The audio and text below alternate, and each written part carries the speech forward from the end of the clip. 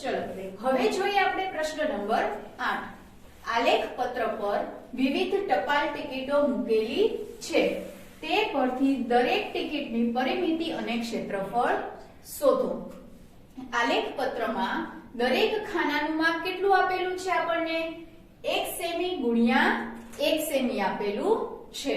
હવે આપણે અહીંયા જે 6 ટિકિટો આપેલી છે એ 6 ટિકિટોનું આપણે ક્ષેત્રફળ પણ શોધવાનું છે અને પરિમિતિ પણ શોધવાની છે. તો આપણે સૌથી પહેલા આકૃતિ A નું ક્ષેત્રફળ શોધીએ. આકૃતિ A નું ક્ષેત્રફળ કેટલું થાય છે? 1 2 3 4 5 6 7 8 9 10 11 12 13 14 અને 15 ખાના થયા. 15 ખાના થયા એટલે કેટલું થાય? 15 ચોરસ સેન્ટીમીટર. તો ક્ષેત્રફળ કેટલું થયું? 15 ચોરસ સેમી. હવે જોઈએ આપણે પરિમિતિ.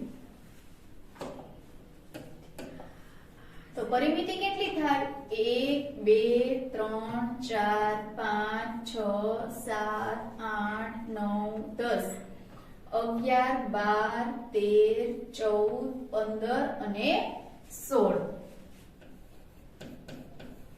તો પરિમિતિ કેટલી થાય છે? 16 સેમી. તો આકૃતિ A ની પરિમિતિ કેટલી થઈ? 16 સેમી. અને ક્ષેત્રફળ કેટલું થયું? 15 ચોરસ સેન્ટીમીટર.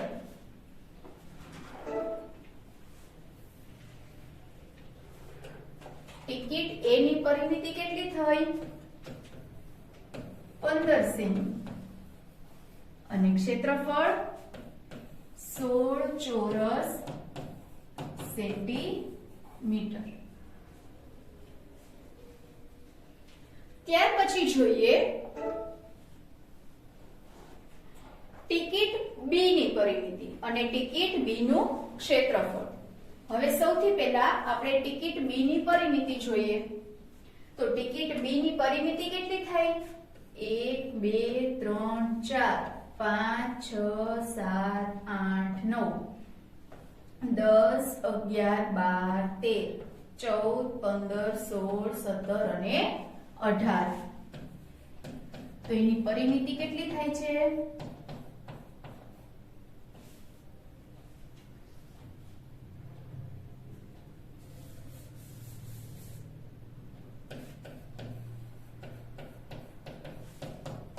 18 સેમી. અને ક્ષેત્રફળ 1 2 3 4 5 6 7 8 9 10 11 12 13 14 15 16 17 18 19 અને 20. તો એનું ક્ષેત્રફળ કેટલું થયું? 20 ચોરસ સેમી. તો આકૃતિ B ની પરિમિતિ થઈ 18 સેમી અને ક્ષેત્રફળ થયું 20 ચોરસ સેમી.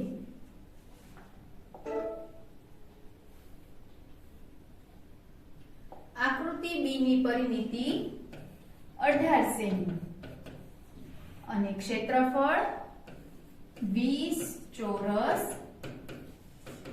સેમી. ત્યાર પછી આકૃતિ C ની પરિમિતિ. હવે આપણને પરિમિતિ અને ક્ષેત્રફળ શોધતા તો આવડી ગયા છે. તો તમે આકૃતિ C, D, E અને F એની પરિમિતિ અને ક્ષેત્રફળ જાતે શોધી શકશો. તો તમારે બધાએ આ આકૃતિઓની એટલે કે ટિકિટોની પરિમિતિ અને ક્ષેત્રફળ છે એ જાતે શોધવાનું છે. ત્યાર પછી આગળ જોઈએ પ્રશ્ન નંબર 9. નીચે આપેલા જમીનના ટુકડાને એક સરખા એવા 3 ભાગમાં વહેંચો કે જેથી દરેક ભાગમાં એક વૃક્ષ આવે તથા દરેક ભાગમાં અલગ અલગ રંગ પૂરો.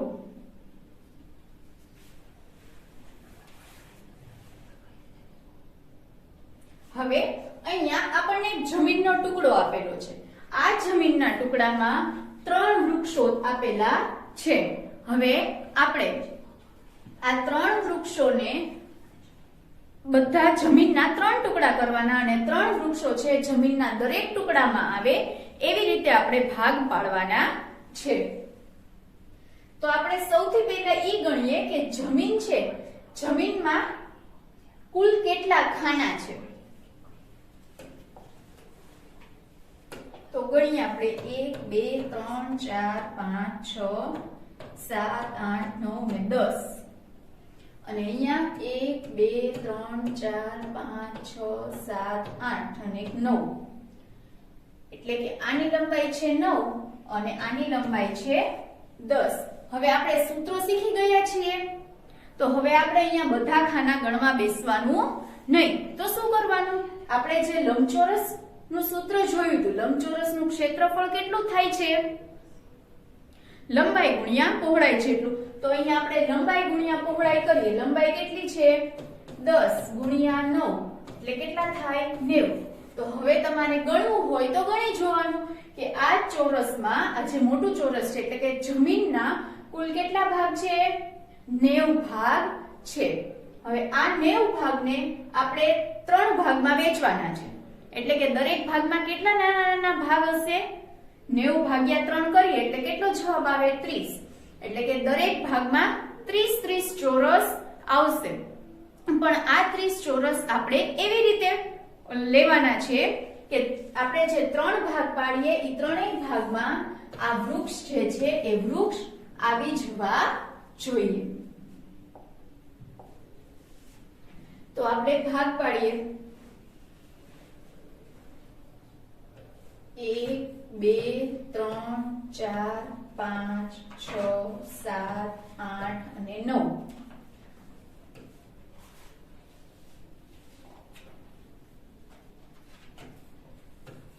દસ 11 12 13 14 15 16 17 18 19 20 21 22 23 24 27 28 29 અને 30.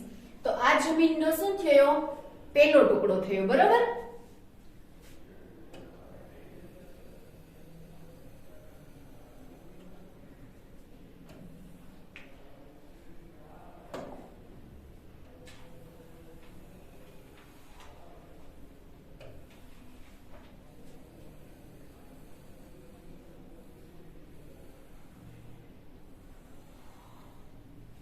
આવી રીતે આપણે એક લાઈન દોરવાની અને આ લાઈનમાં કોઈ પણ એક કલર પૂરવાનો છે.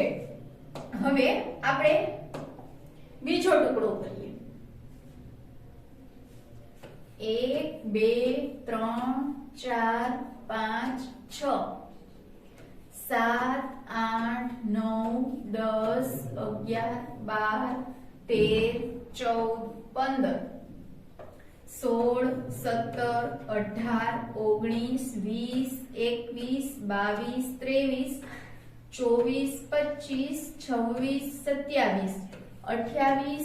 13 અને 30. તો આ થયો જમીનનો બીજો ટુકડો. તો અહીંયા પણ આપણે એક લીટી કરી નાખીએ.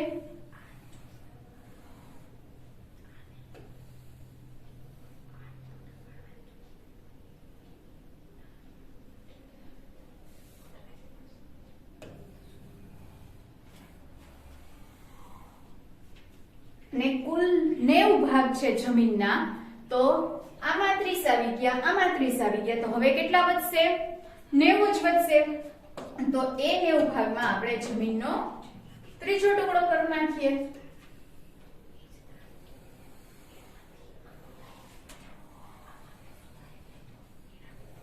આ થયો જમીનનો ત્રીજો ટુકડો. હવે આ ત્રણેય ટુકડાઓમાં તમારે અલગ અલગ કલર પૂરવાના છે.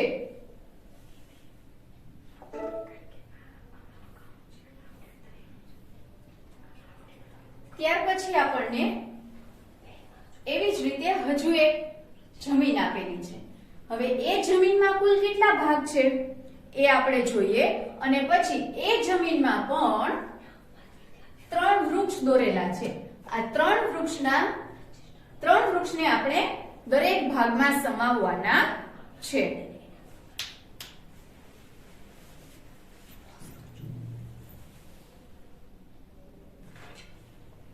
આ જે બીજું છે એ તમારે વાલીની મદદથી જાતે કરવાનું છે. હવે જોઈએ આપણે પ્રશ્ન નંબર 10. નીચે આપેલી વસ્તુઓનું ક્ષેત્રફળ કયા એકમમાં કરશો? લાગુ પડતા સ્તંભના ખાનામાં રાઈટ કરો. હવે અહીંયા આપણને ક્રમ, વસ્તુ, ચોરસ સેમી, ચોરસ મીટર અને ચોરસ કિલોમીટર એવું આપેલું છે. હવે હાથ રૂમાલ છે તો હાથ રૂમાલનું આપણે જ્યારે ક્ષેત્રફળ શોધતા હોઈએ તો હાથ રૂમાલનું ક્ષેત્રફળ આપણને ચોરસ સેન્ટીમીટરમાં મળશે, ચોરસ મીટરમાં મળશે કે ચોરસ કિલોમીટરમાં મળશે. હાથ રૂમાલ તો આવડો જ હોય તો આપણે એની જે લંબાઈ માપીએ છીએ એ શેમાં માપીએ છીએ? સેન્ટીમીટરમાં. તો એનું ક્ષેત્રફળ શેમાં મળે છે? ચોરસ સેન્ટીમીટરમાં. હવે એવી જ રીતે આપણે જોઈએ બીજું છે સાડી. હવે એ સાડીની તમે લંબાઈ માપો તો સાડીની આપણે જ્યારે લંબાઈ માપીએ છીએ ત્યારે સાડીની લંબાઈ શેમાં જોવા મળે છે? મીટરમાં. તો એનું ક્ષેત્રફળ પણ શેમાં જોવા મળશે? ચોરસ મીટરમાં. ત્યાર પછી છે ચેસબોર્ડ. હવે ચેસબોર્ડ છે એ ચેસબોર્ડની આપણે લંબાઈ માપીએ તો ચેસબોર્ડની લંબાઈ છે શેમાં હોય? સેન્ટીમીટરમાં. તો એનું ક્ષેત્રફળ પણ ચોરસ સેન્ટીમીટરમાં. ત્યાર પછી છે પુસ્તકનું પાનું. હવે તમારી જે ટેક્સ્ટ બુક છે અથવા તો સ્વાધ્યાય પોથી છે એ પાઠ્યપુસ્તક અથવા સ્વાધ્યાય પોથીની તમે લંબાઈ અને પહોળાઈ માપો શેમાં મળે છે? સેન્ટીમીટરમાં. તો એનું ક્ષેત્રફળ પણ શેમાં મળશે? ચોરસ સેન્ટીમીટરમાં. એવી જ રીતે મોબાઈલ ફોન પણ ચોરસ સેન્ટીમીટરમાં. હવે શાળાનું મેદાન છે. હવે શાળાનું મેદાન છે તમે મેદાનની લંબાઈ માપશો તો મેદાનની લંબાઈ શેમાં હશે? મીટરમાં હશે. તો એ શેમાં મળશે? ચોરસ મીટરમાં. શહેરની જમીન છે એ ચોરસ કિલોમીટરમાં હશે. ત્યાર પછી છે ખુરશીની બેઠક.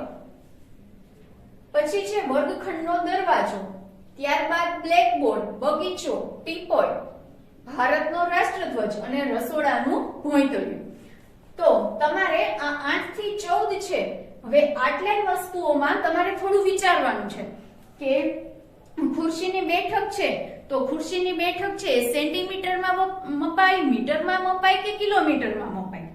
જો એ સેન્ટીમીટરમાં મપાતું હોય તો આપણે ચોરસ સેન્ટીમીટરમાં રાઈટ કરવાનું. જો એ ચોરસ મીટરમાં વપરાતું હોય તો મીટરમાં મપાતું હોય તો એ ચોરસ મીટરમાં રાઈટ કરવાનું અને કિલોમીટરમાં મપાતું હોય તો ચોરસ કિલોમીટરમાં રાઈટ કરવાનું. બરાબર?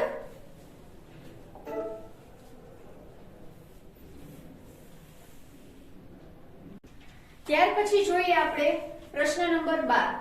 નીચે આપેલા ચોરસમાં જુદા જુદા માપના 3 એવા લંબચોરસ બનાવો કે જેમનું ક્ષેત્રફળ 12 ચોરસ સેન્ટીમીટર થાય અને તેના આધારે નીચેનું કોષ્ટક પૂર્ણ કરો. હવે અહીંયા આપેલું છે એક ખાનાનું ક્ષેત્રફળ કેટલું છે? 1 ચોરસ સેન્ટીમીટર છે. હવે અહીંયા આપણને ખાના આપેલા છે. આ ખાનામાં આપણે એવા 3 લંબચોરસ બનાવવાના છે કે એનું ક્ષેત્રફળ કેટલું થવું જોઈએ? 12 ચોરસ સેન્ટીમીટર જેટલું. અને એ દોરાઈ જાય પછી આપણે અહીંયા લખવાનું છે કે એની લંબાઈ કેટલી છે, પહોળાઈ કેટલી છે, પછી એનું ક્ષેત્રફળ કેટલું થાય છે અને એની પરિમિતિ કેટલી થાય છે. તો સૌથી પહેલા આપણે અહીંયા 3 લંબચોરસ દોરીએ. પહેલા તો 12 ના ભાગ શું પડશે? એક તો 12 એકુ 12,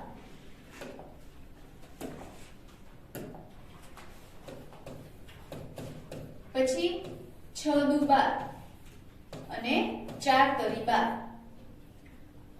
બરોબર? તો હવે એક લંબચોરસ આપણે એવું બનાવશું કે જેમાં 12 સેન્ટીમીટર લંબાઈ હોય અને 1 સેન્ટીમીટર પહોળાઈ હોય. પછી એક લંબચોરસ એવું બનાવશું કે જેમાં 6 સેન્ટીમીટર લંબાઈ હોય અને 2 સેન્ટીમીટર પહોળાઈ હોય. અને ત્યાર પછી ત્રીજું ચોરસ એવું બનાવશું કે જેમાં 4 સેન્ટીમીટર લંબાઈ હોય અને 3 સેન્ટીમીટર પહોળાઈ હોય. તો સૌથી પહેલું આપણે લંબચોરસ બનાવીએ. 12 ખાના ગણીએ. અહીંયા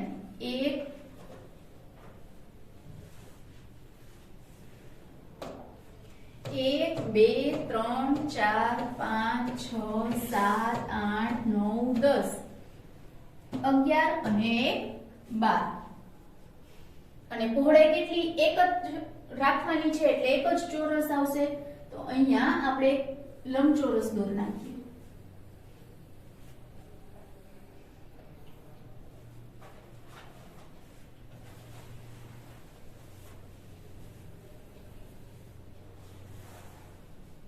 તો આનું માપ શું છે 12 ગુણ્યા 1 એટલે કે 12 સેન્ટીમીટર લંબાઈ અને 1 સેન્ટીમીટર પહોળાઈ. ત્યાર પછી 6 લંબાઈ અને 2 પહોળાઈ. 1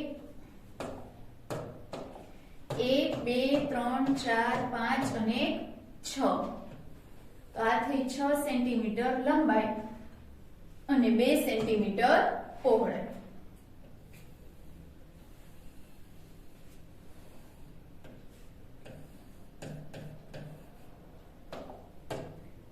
ત્યાર પછી 4 સેમી લંબાઈ અને 3 સેમી પહોળાઈ. હવે 4 સેમી લંબાઈ અને 3 સેમી પહોળાઈ. 1 2 3 અને 4. 1 2 અને 3.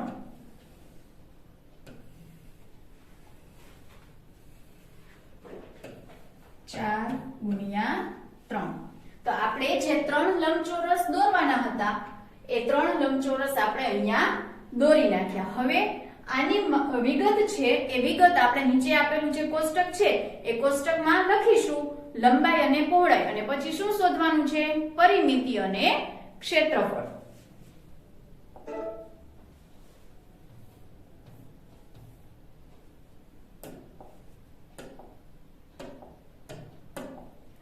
સૌથી પહેલા લંબચોરસની લંબાઈ કેટલી હતી? 12 સેમી અને પહોળાઈ 1 સેમી. પછીના લંબચોરસની 6 સેમી અને 2 સેમી. ત્યાર પછી 4 સેમી અને 3 સેમી. હવે આપણે ક્ષેત્રફળ છે એ શોધતા શીખી ગયા છે. એનું સૂત્ર શું હતું ક્ષેત્રફળનું? લંબચોરસ છે એટલે લંબચોરસનું ક્ષેત્રફળ બરાબર શું થતું હતું? લંબાઈ ગુણ્યા પહોળાઈ. શું થાય? લંબાઈ ગુણ્યા પહોળાઈ. હવે આપણે લંબાઈ ગુણ્યા પહોળાઈ કરીએ. 12 એકુ 12 ચોરસ સેમી. પછી 6 ગુણ્યા 2 કરો. 6 દુ 12 ચોરસ સેમી. 4 તરી 12 ચોરસ સેમી. હવે ત્યાર પછી આપણે પરિમિતિ પણ જોઈ હતી કે પરિમિતિનું સૂત્ર શું થતું હતું? લંબચોરસની પરિમિતિ બરાબર 2 કૌંસમાં લંબાઈ વત્તા પહોળાઈ. હવે લંબાઈ વત્તા પહોળાઈ એને ગુણ્યા 2 કરવાના છે. તો લંબાઈ કેટલી છે? 12 અને પહોળાઈ 1 એટલે 12 ને 1 13 ગુણ્યા 2 કેટલા થાય? 13 દુ 26 સેમી. ત્યાર પછી છે 6 અને 2. 6 ને 2 8 8 દુ 16 સેમી. પછી છે 4 4 ગુણ્યા 3 4 તરી 4 વત્તા 3 4 માં 3 ઉમેરો તો 7 7 દુ